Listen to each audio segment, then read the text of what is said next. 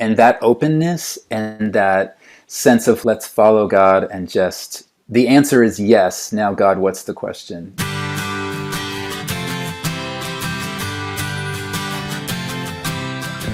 You are listening to the Christian Music Archive podcast, part of the New Release Today podcast network. I'm your host, Dave Brouwer. Each week, I share stories about Christ, community, and music, chatting with musical guests who you will find listed on the pages of the Christian Music Archive. There are thousands of creative men and women who have helped shape the soundtrack of the Christian faith, and we get to hear their stories, learn about how Christ has made a difference in their life, and hopefully along the way, we'll learn how we can be a better part of our community. Welcome to another podcast, my friend. I just read an article that said there are over 48 million podcast episodes available. So the fact that you've chosen to listen to this one, well, that makes you one in 48 million. Thanks a bunch. Several years ago, I needed to buy a new car. Part of my personality is that I've always wanted to be unique. So when I went car shopping, one of the things that influenced my decision was wanting a car that not many people owned. I ended up buying a Suzuki Grand Vitara, and I distinctly remember driving the car off the lot, and suddenly everywhere I looked, I saw Suzuki Grand Vitaras. I've had that experience with other situations in life too. Well, my conversation today is with Matt Brouwer, and one of the concepts he introduced me to was the phrase, "The answer is yes, God. Now what is the question?" That phrase really captured my attention. I wrote it down and committed myself to explore what that attitude would look like in my own life. Well, suddenly, I started seeing that phrase over and over again. It came up in a conversation with a friend at church. One of the other podcasts I listened to had a guest that used that same phrase. It seemed like, yes, now what's the question, was all around me. If I've learned one thing about God, it is that sometimes He speaks to me through repetition. Maybe that is what it takes for Him to get things through this thick noggin of mine. At any rate, today we're going to talk with Matt Brouwer about how that idea of saying yes, now what's the question, has shaped the trajectory of his life. Well, we'll get to our interview in just a minute, but I wanted to introduce you to Doug Hoffman. Doug is the executive director of Mercy, Inc. Doug, it would be really cool if you could just tell us a little bit about what is Mercy, Inc. and what do you do? Mercy, Inc. is a humanitarian 501c3 organization. We do humanitarian work around the world. We like to describe ourselves as being the hands and feet of Jesus to those that are disadvantaged, those who don't have what we have. And that might be food, that might be health, that might be spiritual. We reach out to them through compassion work, through helping hands, bring them to Christ. I mean, that's our ultimate goal around the world. So if you think about it, what did Jesus do when He was on this earth?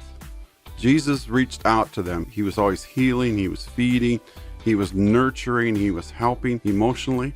And that's what our model for Mercy is, to be like Jesus. Always think about what would Jesus do if He was in that situation. Thanks, Doug.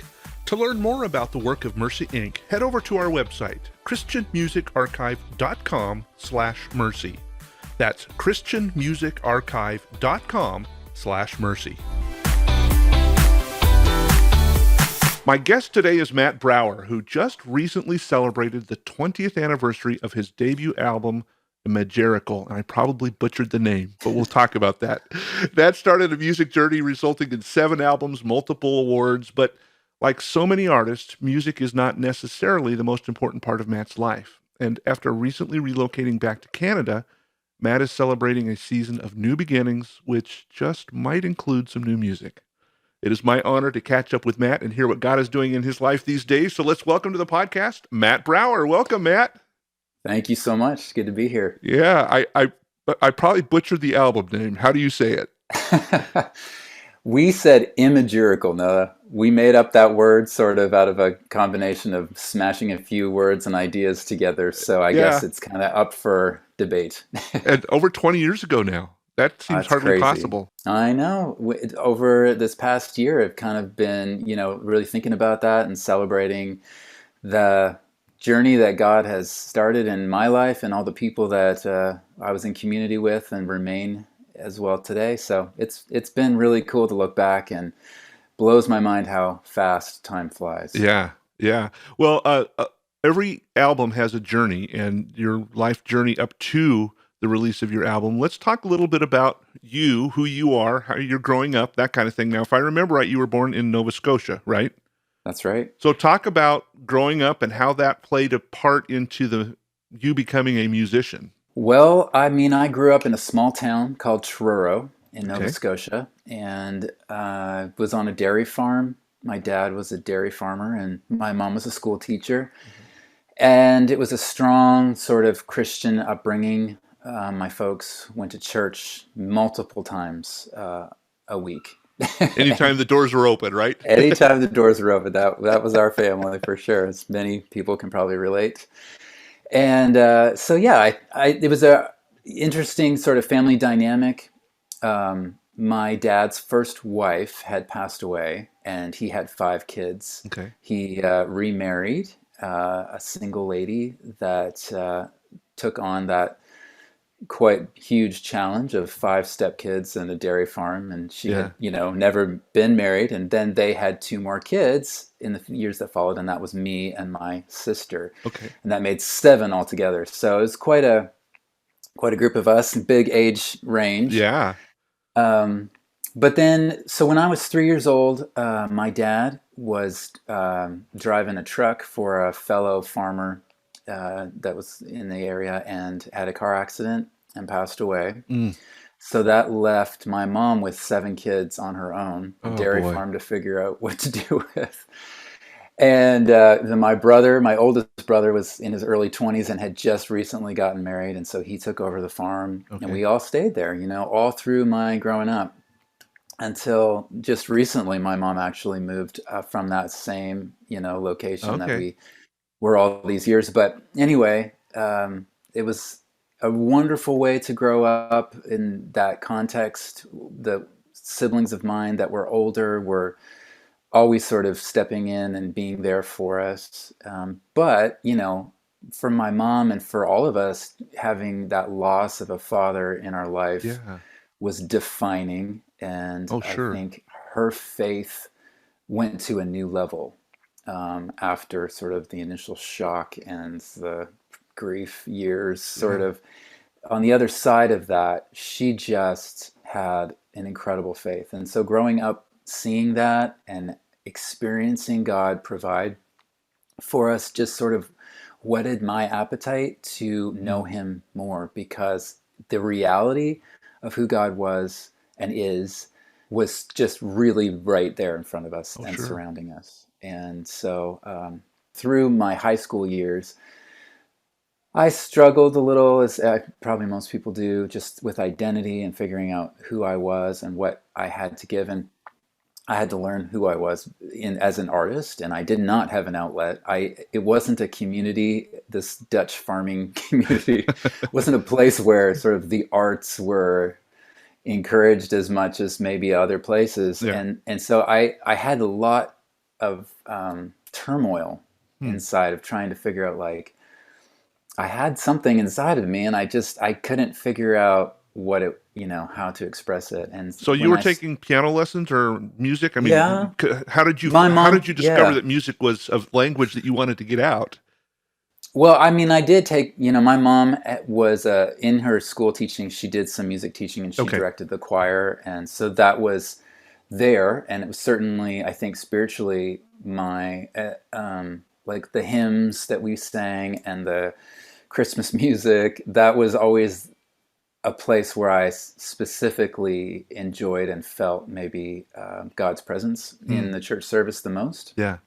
So there was that, but I loved music, and I loved to sing and all of that, but I guess it never, I didn't accept, I guess, that was a legitimate, that was the problem, is that I Oh, wasn't, as an artist, I wasn't doing art or something like that. I don't know how to describe it, but all that I know is that I sort of started in, I don't know, moments of um, discouragement. I started journaling, and it was in mm. sort of writing and maybe poetry that songs or pieces of what maybe could be a song started to Yeah. emerge. And then also discovering like music outside of the church that was mine. And because I had a quite strict upbringing, we were allowed to buy music that was in the Christian bookstore. I'm And right with so you. I grew up the I same was, way. yeah. So, but in that context, especially at that time, I mean, there was a lot of great music, and so it was in discovering that I started to feel like there was a language and something that I really felt seen and Mm, felt like I could identify with, yeah. and then wanted to be immersed in and be a part of. And that's really when I started writing songs and trying to figure out some guitar chords. And yeah, so that's what's led to all of that. And in finding that, like spiritually too, I felt reborn, and I felt like called into Okay. ministry during, I don't know, probably 10, 11, 12th grade.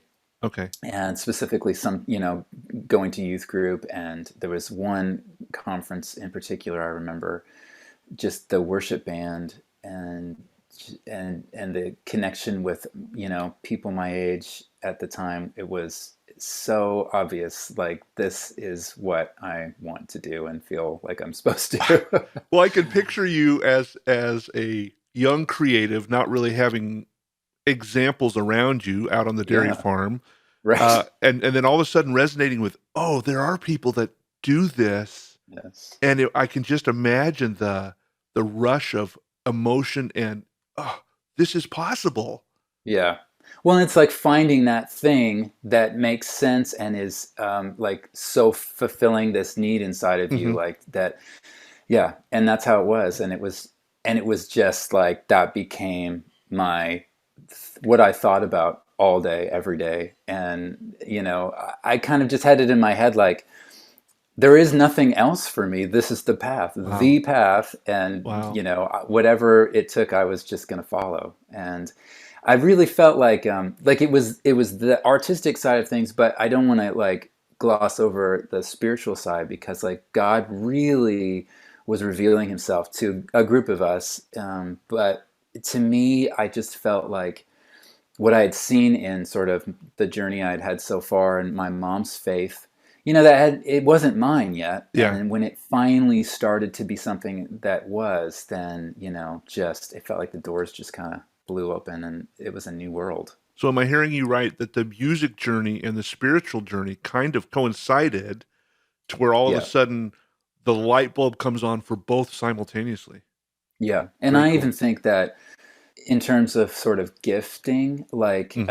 I've always been musical, but I feel like I've always, and I think a lot of artists feel this way, but I've always felt a bit of it at a deficit. Yeah. Like I don't have what it takes, maybe, is sort of of course, my internal Hmm. monologue. Yeah. But I just remember going like, okay, God, like I'm trusting you, Yeah. kind of in like a scary place, to give me what I need to be able to do what I feel so compelled to do.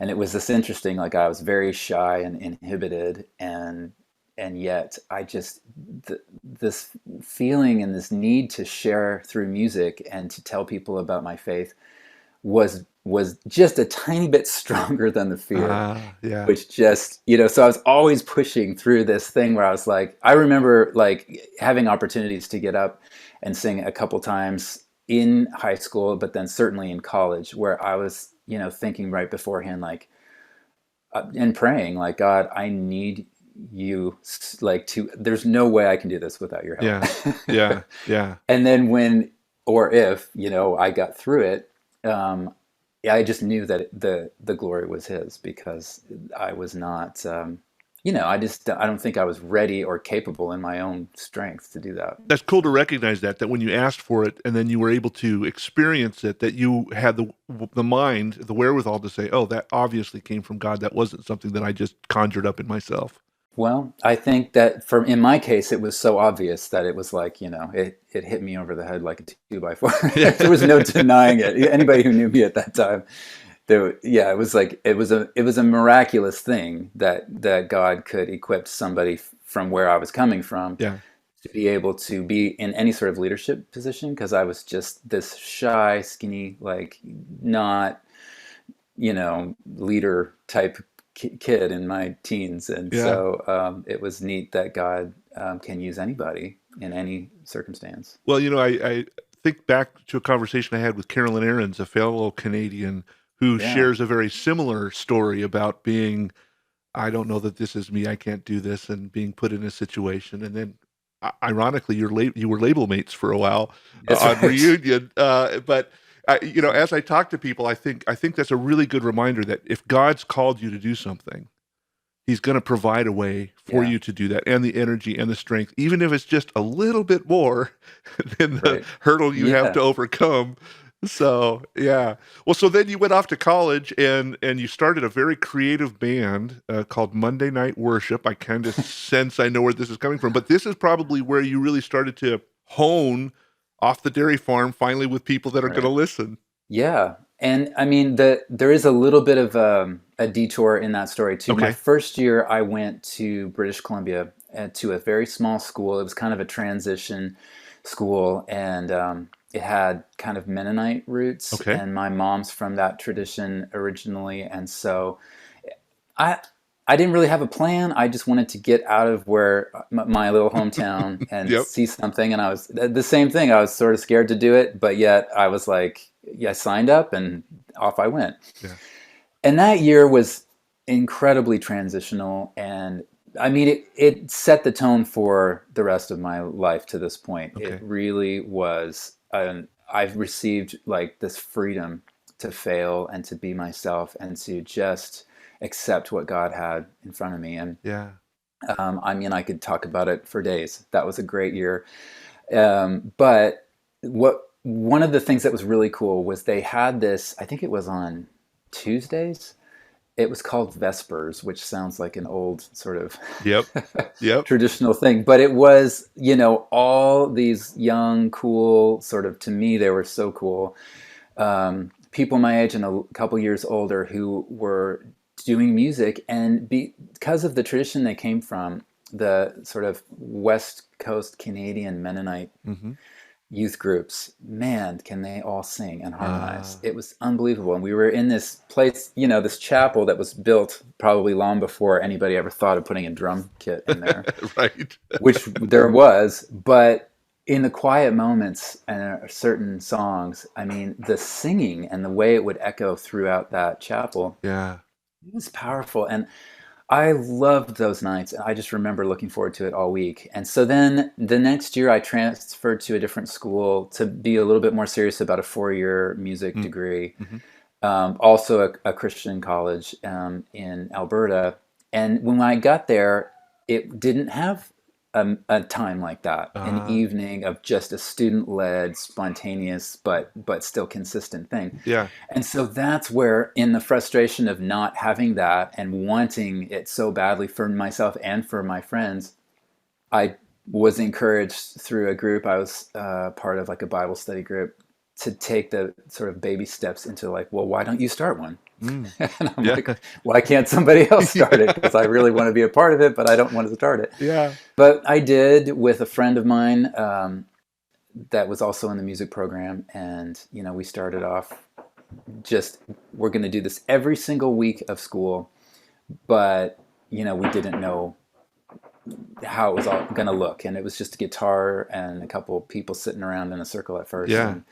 And then over the next few years, it just grew and grew and grew into becoming a really big part of that town, really, Yeah. that people were coming hundreds every week. And it was in that context that I started to write worship songs. Mm.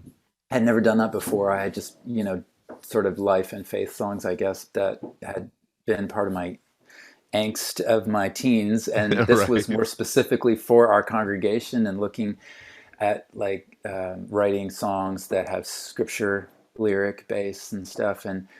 And when stuff was happening on campus, people would be like, oh, we need to get a recording of this so we can take it home for summer or whatever.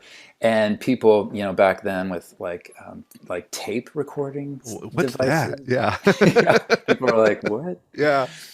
But it would sound terrible, right? Because it just, in a big room, it wasn't translating. And we found that there was a guy in that small little town where our college was that had a recording studio in his house and Ah, used to tour with some bands, Christian bands in the 80s. And he was back in his, where he had grown up. And anyway, he brought out like a reel to reel, like old tape machine mm-hmm. and recorded one of our worship times. And we put it on a CD and it had a couple songs that I'd written. And that really began, requests then for our band to come and sing at different churches. It kind of spread like wildfire throughout Western Canada. And So were you basically performing at people's churches who'd gone to school and they yeah, said, we have this stuff. Hey, let's go do a concert over at Joe's church or whatever. exactly. Like students would be so excited and be like, "Hey, listen to this CD my college band made," and Yeah. then we should have them here. And that just it was word of mouth, and then eventually, the school kind of saw what was happening, and for a while, kind of almost had us as recruiters for Mm-hmm. the college, Yep. and we would go and do a concert instead of like a choir. We were a worship band. Yeah. And that just opened a bunch of doors. And that same guy who had recorded our stuff, then we did another album the next year, but we did it in the studio. Okay. And, a guitar player. It was all so grassroots. This Yeah. guitar player that was teaching at the school, but he was in his late 20s, turned out to be like extremely good at producing and it kind of got into, then gradually Pro Tools was becoming a thing. Right. Makes me sound like a really old person, but You don't have gray hair yet. You're not that old. yeah. But anyway, that second one, then even had a further reach, and just it all kind of snowballed, Yeah. and eventually, his name was Steve Rendell. He Okay. was that original owner of the recording studio. He delivered several of us artists from that area and that time and that worship band, and he had contacts in with his friends in Nashville and started Yeah. handing them out, and one thing led to another, and I signed a recording contract in 2000 and was on my way. Wow. It was crazy. Wow. Not Well, how normally you would go about that. well, but the whole thing of this is just cementing in my mind that God had this plan for you, Yeah, and He gave you the opportunity to understand what true worship was there at that Mennonite college, yeah. and then gave you access to somebody who had skills to Hmm. mentor and record and so forth. Oh, and who happened to have connections. Right. And so, kind of the confirmation that call way back when you were in high school of, I think I want you to use music as a tool, just laying out that path for you. And again, kind of like what you were talking about before, if God's called you to do something, He's going to give you the things, energy, emotions, connections, Yep.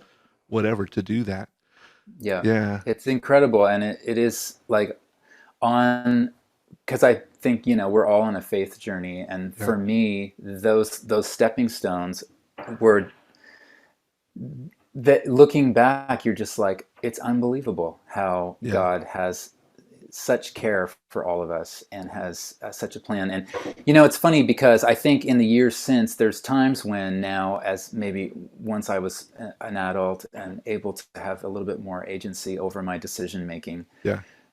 I would try to make these smart decisions. And I look back on that time, and I mean, I didn't not. I was just following whatever Yeah. was there because I had no idea what I was doing, but an open heart, and Yeah. a willing heart, and I just look back on that and like, wow, that was such a good position and posture to be in to Yeah. really experience the best of what God had for me at the time, and for the group of us that were, because I mean, I wasn't doing this on my own. It Right. was Right. certainly a lot of people were contributing, and those people were being drawn in by God. Yeah. It was incredible to be a part of. And yeah, like you said, the college that I went to, the second school in Alberta, I mean, it could not be farther away from where you would think you would go to try and pursue a career in music for like, a Nashville touring Sure. Christian, and that's the funny thing is if I had gone and done it, made all these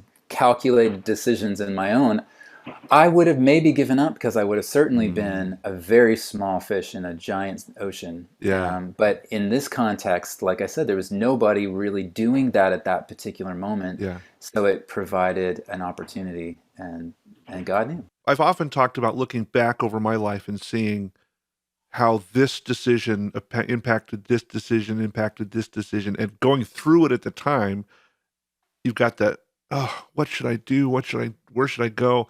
And yet looking back, you can see how those are all baby steps going forward. You Yeah. mentioned briefly the place where you were at back in college was where you just had an open heart and you went, and now that you're an adult, you have to stop and think about it. Where do you think it is that we lose that childlike faith to say, Mm. I'm following God, come what may, He's going to bring the right steps? What is it about becoming adult or phase in our life or whatever it is that causes us, okay, I can't just follow that anymore. I have to think about it and make decisions. I can almost pinpoint the moment when I remember feeling it. And I remember I had been in Houston, Texas I've been there for about 20 years, and specifically went there to work at church. But Mm-hmm. I remember walking in a parking lot, and my mom had called, and I was talking to her, and I remember like this change in how I felt about other people. Um, I am a person that I kind of always felt like there was some secret to life that everybody else knew, and I Mm, didn't. yeah. Somehow I never knew it. And so when I would meet somebody, I would, no matter who they were, I would all there was a kind of a humility that was baked in, just because I sort of felt like I was not sure about anything, Mm, mm-hmm. um, just in terms of what to do and where to go and who to be. Yeah, I just had this feeling like everybody else kind of had something figured out, and I specifically didn't. And so, Yeah. but as you know, and so to operate with that mindset isn't always healthy, obviously. Right. And so to get to a healthy place, I think that as I get older, I wanted to be more intentional and be more specific. And I remember the first tour that I did, I was a bit of a mess.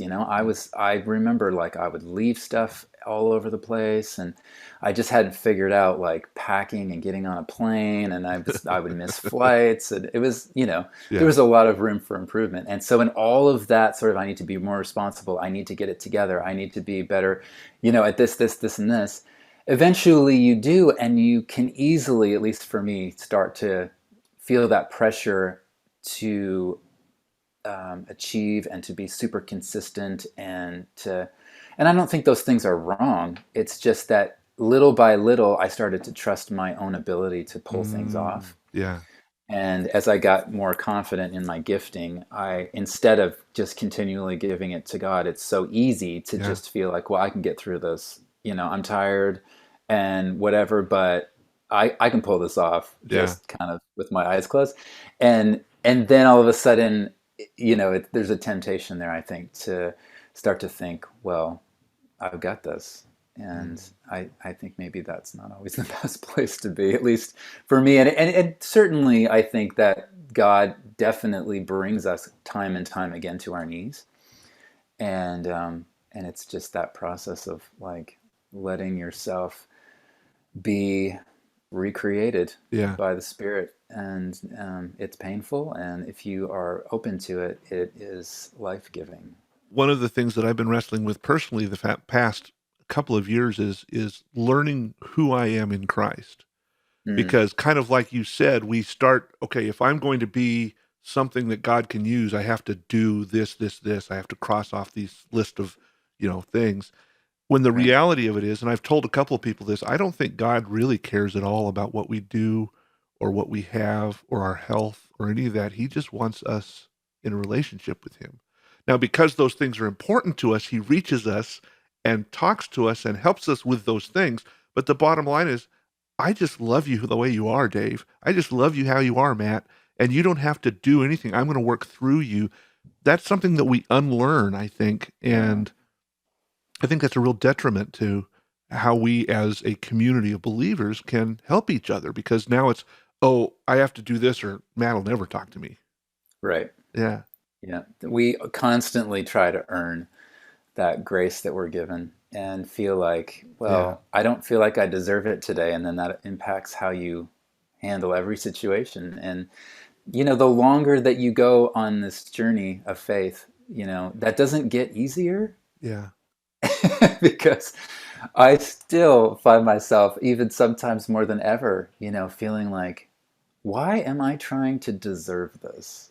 Because the Mm, whole point is that we don't and we yeah. can't, Yeah. and so that's a really true statement, I believe. Well, you got signed to Reunion, and you started working at a church in Texas. On your bio, you had a phrase that really captured me. You said, "It might sound strange, but I've never been less interested in pursuing a music career.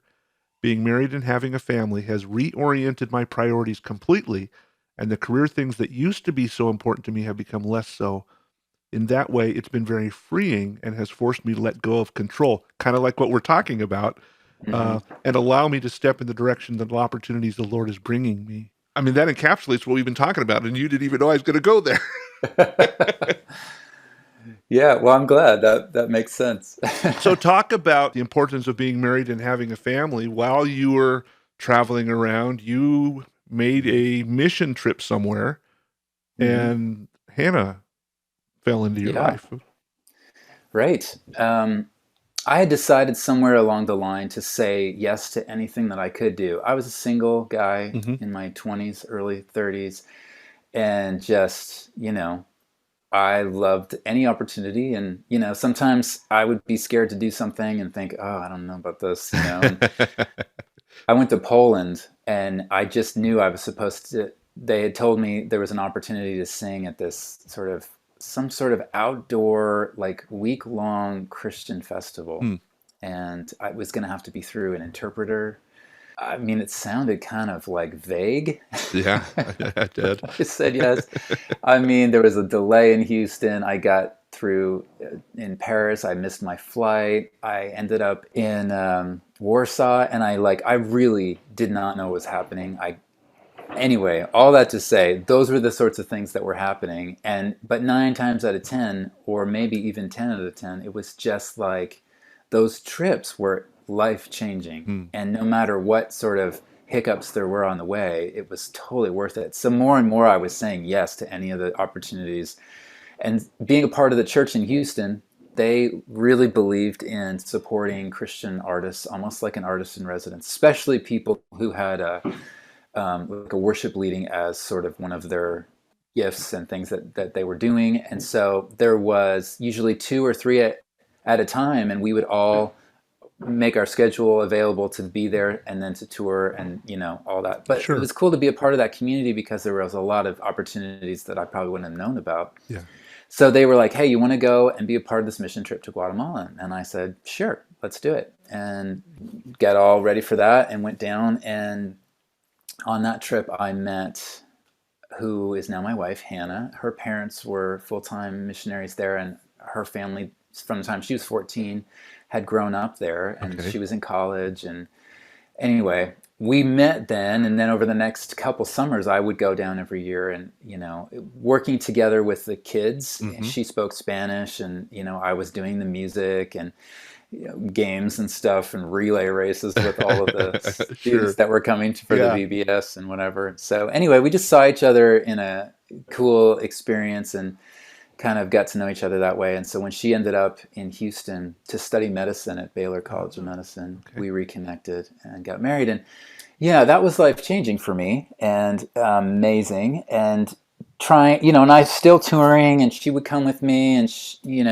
we were trying to, make our careers work together Yeah. and seeing what God had for us. But then, I grew up without a dad, and so when we had our first daughter in 2013, Ava, it just was a powerful experience because, all of a sudden there was always this void of this Hmm. relationship in my life. There was no father. Yeah. And I had tried to sort of figure out how to reconcile that and my feelings about that with God as my Heavenly Father, and Yeah. had a level of kind of healing through that. And then becoming a dad was it was so awesome. Yeah. And I understood so much more of what that means. And it was life changing. And yeah, I guess when I was quoted in that statement in the bio or whatever, I think that I was that pressure of like constantly feeling like what's the next step Mm-hmm. in a career or in my music, this that all kind of just went away, and I just felt like something in me had been healed Mm. and fulfilled in a way that that restlessness was kind of had faded away. So it was a really neat feeling to be able to be inspired by things and open to things Yeah. for a bit more maybe of a open hand, pure reason. It wasn't about just me or Yeah. whatever. It was, there was so much more involved. It almost So sounds like God used your wedding and your marriage to Hannah to help you get back to that philosophy that you were at in college of just saying, okay, Lord, take it, I'll follow. And less of yeah, the, I have to be in control, I have to do. yeah, I hope so. I mean, there's still been a lot of the other Well, wrestling inside of me. Yeah, well, it's interesting because you talked about the loss of your dad, and I literally wrote a yeah, question down. I've heard a lot of people talk about their fathers as an example to pattern their mhm, lives after as a dad, and you didn't have that. right. What was there angst in that situation? I don't know what to do because I didn't have an example, or talk a little bit about that transition. Yeah, I've always every Father's Day, I would always dread going to church as a kid because I always felt so different, and then it was like so obvious that Mm, I didn't have a dad. And I don't know, our church, I remember them doing something where would all the dads stand up, and just like a yeah, little moment to honor them. And yeah, I always just I felt like there was a spotlight on us, that because dad wasn't we there. didn't have that, and that Yeah, made us different. And I feared being different and weird. I wanted to be like everyone else because I felt already like there was this deficit, yeah. this obstacle to that. Anyway, so I think that becoming a father, I was apprehensive about what that would mean before, but as soon as I met Ava, as soon as she was born, she held my little finger and I Yeah. sang to her like I had been singing to Yeah. her. Yeah. It's just, I don't know how to describe it, but it was like an unspoken thing changed. Mm. And I can't even really put it into words, but I wasn't afraid anymore because there was just love. Yeah. And I knew that would be, I mean, I didn't even really think through that in the moment. It was just this overwhelming feeling and presence of peace. And it has continued to be that way with, all of our three kids. Yeah. And it's, and so I don't feel that apprehension of like, well, I don't really know how to be a dad because I didn't have one. Um, because it's just, I think it feels like one of the most sort of natural things that it, it's just suited, I think, just where God had me at the time. So, how So, did becoming a dad change your view of who God was as a dad? oh my goodness. The biggest thing is realizing what I want for my kids. And even when they're in trouble or they're doing something that I'm trying to Your kids would correct them never do with, that. right? Oh, all the stories, all the stories. I remember dropping my kids off at school.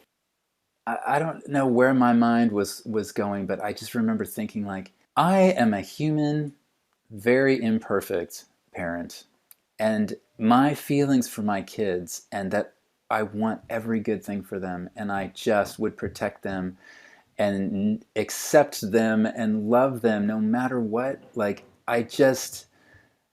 I felt like I was just reminding me in that moment, like, you are not perfect. And here you have a Heavenly Father who is so far beyond Yeah. what, any of us could be as a parent, and Yeah. has told us he loves us like as children and as his children, and we are his children. And I remember feeling so overwhelmed by that. And I think that was the biggest thing for me, is I don't know, maybe losing a parent when you're such a small child, there are those feelings of fear of abandonment, and like if you don't, I don't know, like it's hard to reconcile Hmm.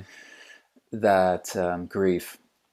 But that moment for me was just like, yes, God loves us with this love that is so beyond what I feel for my own kids, and how can I not just walk in that and feel the security and identity and joy in that. Yeah. And so that's been a great comfort to me over the Very last cool. few years.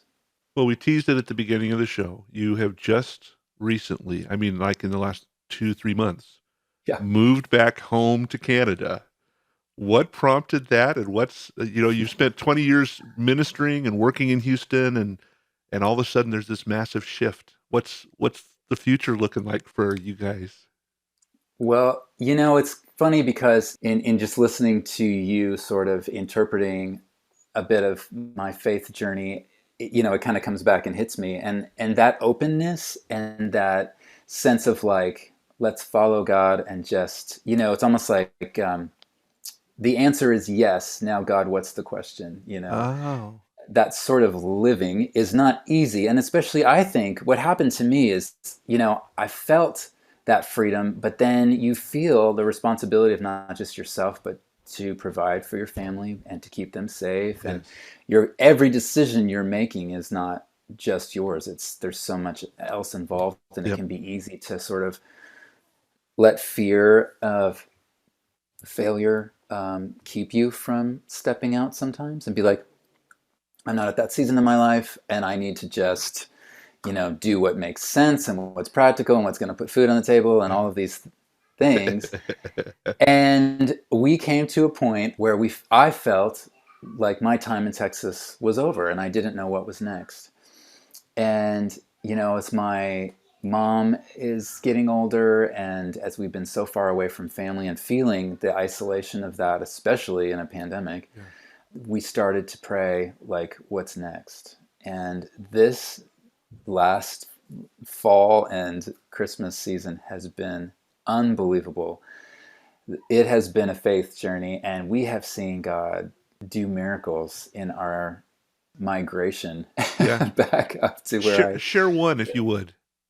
it's it's hard to pick just one, but one does stand out in my mind, and it's one of these random things where, as it's happening, you're like, this God is doing something right now. Hmm. So, I mean, we had to sell our house. We had to downsize so much, and it was just, there were a lot of logistics. Hmm. And one thing that we did, I had a second car, and we needed to sell it. And so we were going to do it on our own. It was like 14 years old. It's a Honda Civic. Good car. Yeah, it was still doing great, but we needed to get rid of it, and we were gonna buy a van and get all the kids, and had to have something that was more reliable. And anyway, so we put it up for sale on our own, and we were getting all of the messages, people interested in seeing it, and one just stood out, and it was this lady, and she was looking for a car for her son.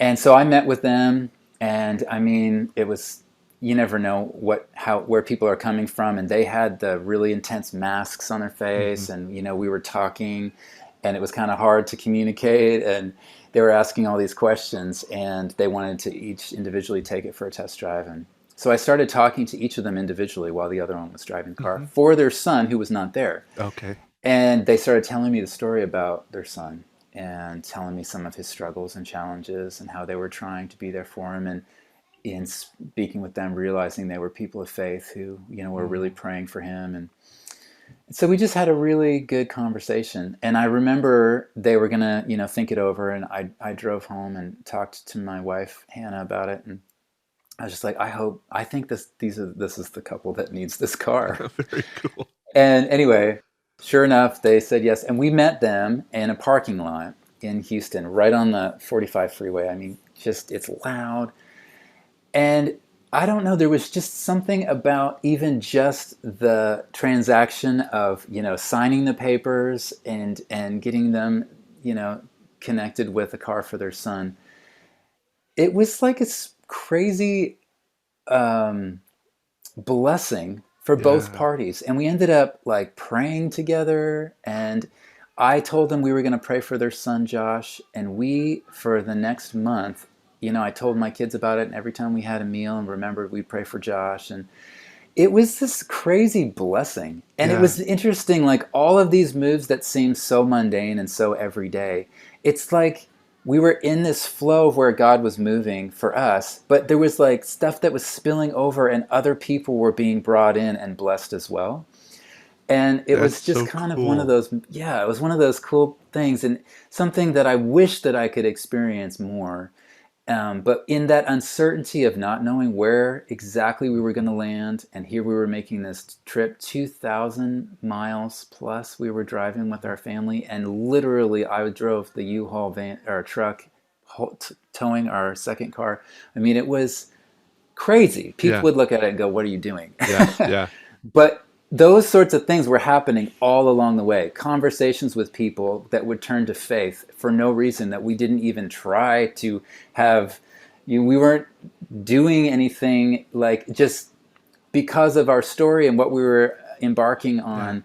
It's like that stuff would come up, and we would have a chance to see God bless people and minister in a way that was completely beyond us, but we were seeing it, and it Yeah. was really neat to be a part of. And I just want to live like that. I want to experience that. I mean, obviously you can't make a giant move every week, but I think there's so many opportunities that we have, like to say yes to God and then put our feet in the water before they part and just see him do something cool. It's a good lesson. So what, now that you've landed in Canada, you've Mm-hmm. found a place to stay, obviously. We're not doing this interview out of a cardboard box. Um, what's the future looking like for you in this new beginning of your returning home and that phase of life?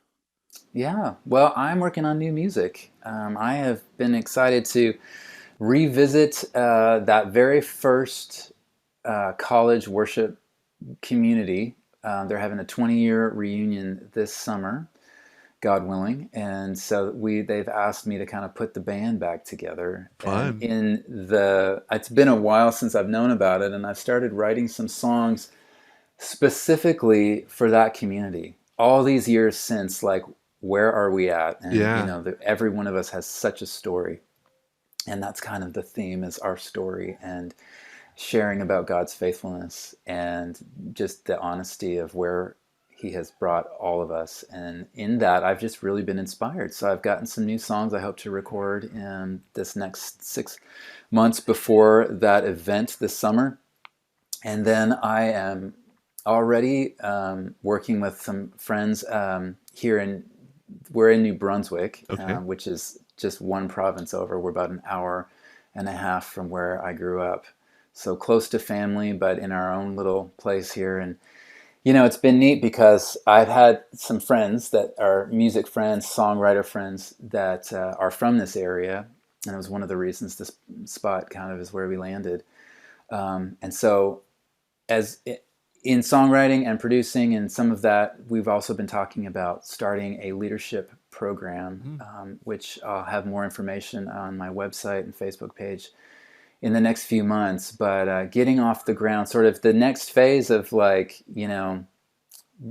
coming alongside a younger generation that is looking to figure out what God has for them, and maybe has some of the same gifts and heart desires that I remember having 20 years ago, and being able to maybe walk alongside and sort of pass on some information and teaching. And so we're working with a couple different local colleges, and hope to have a program set up sometime, cool. we're hoping by September. So that's one of the things that I'm working on.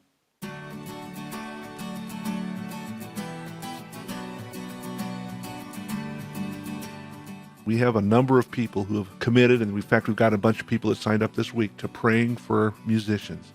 Obviously, you've got a whole new blank canvas in front of you. You've kind of talked about some things, but if we could specifically lift up a couple of things in prayer for you this next week, what would that be? I think specifically just to know God's leading, and there's so many decisions that we're making right now with such a big life change. where we're going to eventually land in a permanent sense, we're not 100% sure. Yeah. And so I think just to have an open heart to what God wants us to do, and what we've been talking about, it's kind of been a good reminder for me to remember that crazy roundabout journey that makes sense now looking back, but at the time it was like, I feel led here, but I do not know why, and it doesn't make sense. And just to be open to all of the wonderful blessings that God does pour out when you're in that position, if you're open to it. And it's so easy for me, because I certainly don't want to sound like, oh, I've figured this out. It is so easy, I think, for all of us to miss that, and to wake up in the morning and feel like, well, we gotta, grab hold of this and figure it out, and make it something that right away makes sense. And feeling that fear of the unknown. So I guess just peace in that journey, and just joy in the uncertainty, I guess, would be a prayer that is most on my heart right now.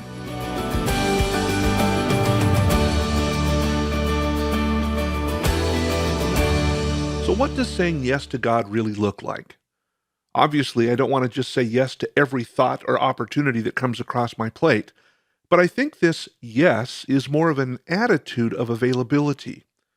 I was looking for say yes scriptures in the Bible and came across James chapter 4 as written in the Message. It says, "So let God work his will in you. Yell a loud no to the devil and watch him make himself scarce.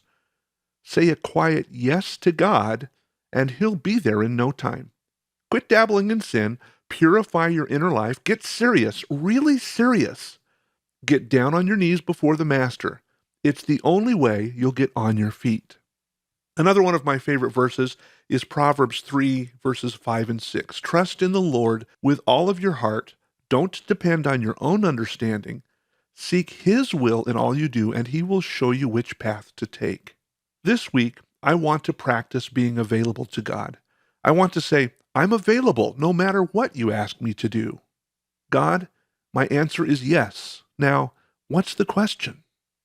I'd like to thank Matt Brouwer for spending time with us on the podcast today.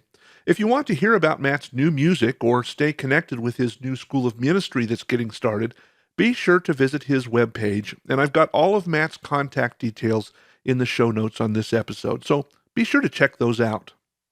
Before I leave you this week, I want to invite you to join our prayer team. You hear me end every episode asking the guest how we can pray for them that week. Every week on Saturday, I send out the prayer newsletter listing 7 different artists that we're focusing on praying for. Now, these artists come from every musical style. Some are legacy artists who are no longer in the music biz, while others are still actively touring musicians.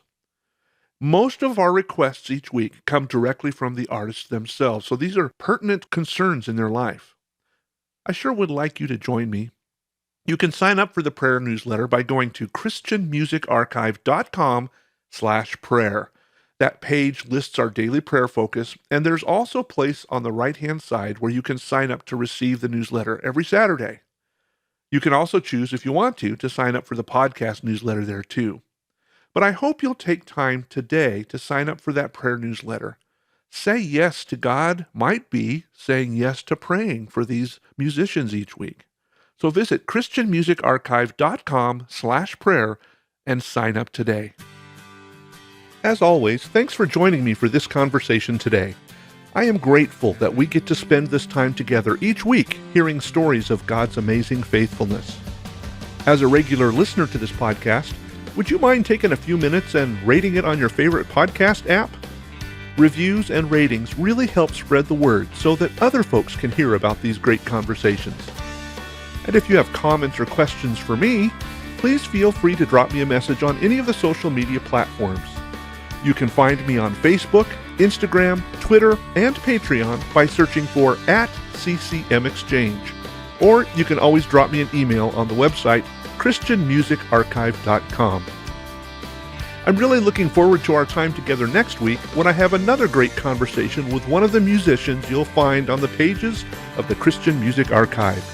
So until then, remember this: God loves you. In fact, He's crazy about you.